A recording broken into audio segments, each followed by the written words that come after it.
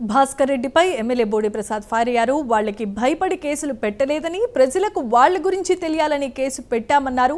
జగన్ దగ్గర నుంచి కార్యకర్తల వరకు అందరూ సైకోల్లా ప్రవర్తిస్తున్నారన్నారు. భాస్కర్ రెడ్డి విదేశాల నుంచి రావడంతోనే పోలీసులు కేసు పెట్టారని, కోర్టు పర్మిషన్తో యూకే వెళ్లిన అతడికి ఇంకా బుద్ధి రాలేదని అన్నారు.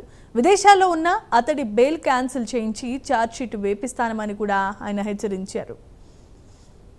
ప్రవర్తన అంటే ఎలా ఉంటుందో, ఇతను కోర్టు పర్మిషన్ తీసుకొని యూకే వెళ్ళి ఇంకా జ్ఞానోదయం కాలేదు వాడికి. ఇక్కడి నుంచి యూకే వెళ్ళగానే మొదలు పెట్టాడు మళ్ళీ ఇక్కడ అందరికీ ఫోనులు చేసి బెదిరించటం, లేకపోతే సాక్షాత్ నాకే ఫోన్ చేసి వాడు బెదిరించాడు అని అంటే వాడికి ఏ స్థాయిలో మరి పీక్లో సైకోతనం ఉందో మరి ఒకసారి ప్రజలందరూ కూడా గ్రహించాలి. ఈరోజు పోలీస్ కేసు పెట్టామనంటే వాడికి భయపడి కాదు, అందరికీ తెలియాలి, ప్రజలందరికీ కూడా తెలియాలి. వీళ్ళు కనుక మళ్ళీ అధికారంలోకి వస్తే ఈసారి మామూలుగా వీళ్ళు పైశాచిక ఆనందం మామూలుగా ఉండదు. సామాన్యుల్ని ఎవరిని కూడా బతికనివ్వరు.